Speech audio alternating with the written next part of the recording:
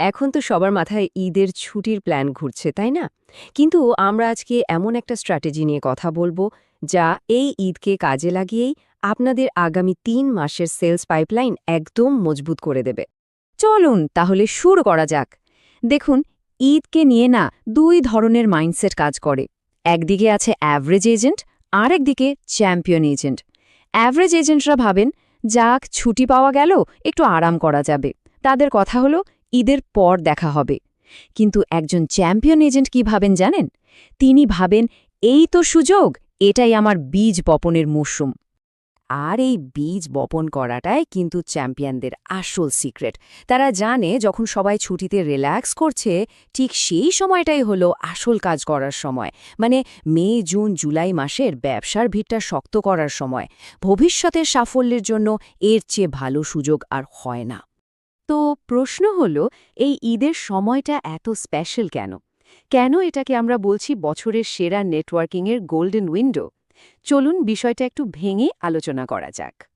আচ্ছা, একটু ভাবুন তো, আপনার লিস্টে থাকা সেই হাই ভ্যালু ক্লায়েন্ট হতে পারে তিনি একজন বড় ডাক্তার বা কোনো কোম্পানির সিইও, যার অ্যাপয়েন্টমেন্ট আপনি সারা বছর ধরেও পাচ্ছেন না। ঈদের ছুটিতে তিনি কোথায় থাকেন বলে মনে হয়? তিনি কিন্তু তখন তার অফিসের ওই কঠিন চেয়ারটায় বসে নেই। তিনি আছেন তার ড্রয়িং রুমে, একদম রিল্যাক্সড মোডে, অতিথিদের সাথে হাসি মুখে গল্প করছেন। মানে এমন একটা পরিবেশে আছেন যেখানে তার কাছে পৌঁছানোটা অন্য যে কোনো সময়ের চেয়ে অনেক বেশি সহজ। এর পেছনে একটা সাইকোলজিক্যাল ব্যাপারও আছে কিন্তু। ছুটির দিনে কি হয় জানেন? মানুষের মনের মধ্যে যে একটা ডিফেন্স মেকানিজম বা অদৃশ্য দেওয়াল থাকে, সেটা একদমই নিচে নেমে আসে। কারণ তারা তখন কোনো সেলস পিচের জন্য মোটেই প্রস্তুত না। ফলে তারা অনেক বেশি খোলামেলা থাকে, অনেক বেশি আন্তরিক থাকে। তার মানে দেখুন, সুযোগটা কিন্তু চতুর্দিক থেকে আপনার জন্য তৈরি। আপনার টপ ক্লায়েন্টরা শুধু যে আপনার এলাকাতেই থাকছেন তাই না, তারা মানসিকভাবেও অনেক বেশি খোলামেলা থাকছেন। আর একটা বড় ব্যাপার হলো, ঢাকার বা বড় শহরের অনেক হাই নেটওয়ার্থ ব্যক্তিরাও কিন্তু এই সময়টা নিজের এলাকায়, নিজের বাড়িতে ফিরে আসেন। মানে সুযোগটা একেবারে আপনার দোরগোড়ায়। ওকে, তো আমরা সুযোগের কথা তো বুঝলাম। এখন আসি আসল স্ট্র্যাটেজিতে। মানে কিভাবে এই সুযোগটা কাজে লাগাতে হবে। আর এর জন্য আমাদের পলিসিটা খুব সিম্পল কিন্তু খুবই পাওয়ারফুল। No page policy. আর এই পলিসির ১ নম্বর এবং সবচেয়ে জরুরি নিয়মটা হলো, কোনো সেলস না। আমি আবার বলছি, কোনো ধরনের ইন্স্যুরেন্স পলিসি বা প্রিমিয়ামের কথা ভুলেও বলা যাবে না। ওই সময়টাতে বিক্রির কথা তোলা মানেই কিন্তু পুরো সুযোগটা নষ্ট করে ফেলা, একেবারে চিরদিনের জন্য।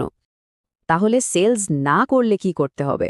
আপনার কাজ হবে শুধু সম্পর্ক তৈরি করা। আর তার জন্য এই ৪টা সহজ স্টেপ ফলো করতে হবে। প্রথমত, সবচেয়ে ভালো পোশাকটা পরে যাবেন। দ্বিতীয়ত, সাথে একটা ছোট সুন্দর উপহার নেবেন, ধরুন ১ বক্স মিষ্টি বা খেজুর। তৃতীয়ত, কাজের কোনো কথা না, শুধু পরিবার, উৎসব এসব নিয়ে কথা বলুন। আর শেষে, বেশিক্ষণ থাকবেন না, অল্প সময়ের মধ্যেই হাসি মুখে বিদায় নিন। ব্যাস, এটুকুই। আর এর ফলাফলটা কি হবে জানেন?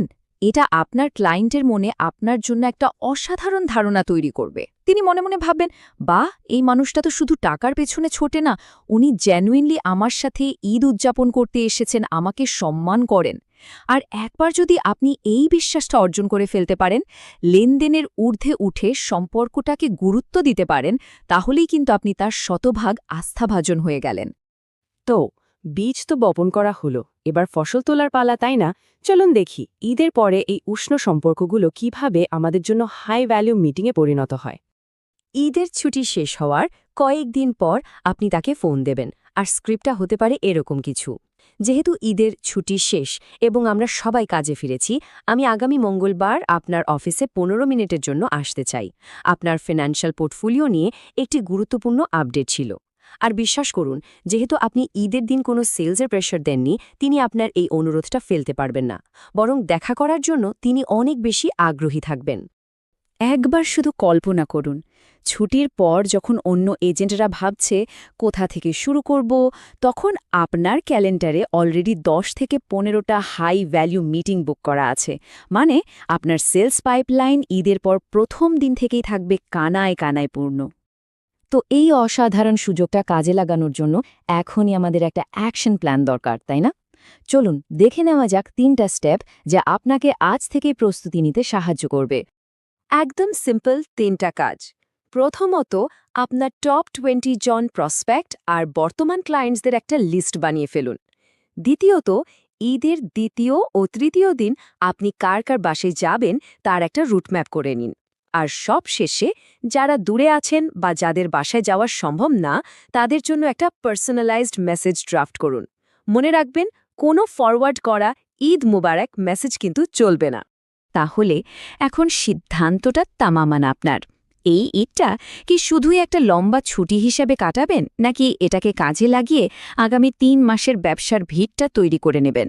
মনে রাখতে হবে, ইন্স্যুরেন্স ব্যবসাটা দিন শেষে সম্পর্কেরই ব্যবসা, আর সম্পর্কগুলোকে আরও মজবুত করার জন্য ঈদের চেয়ে ভালো সময় আর হয় না। তো এই সুযোগটা কি আমরা নেব?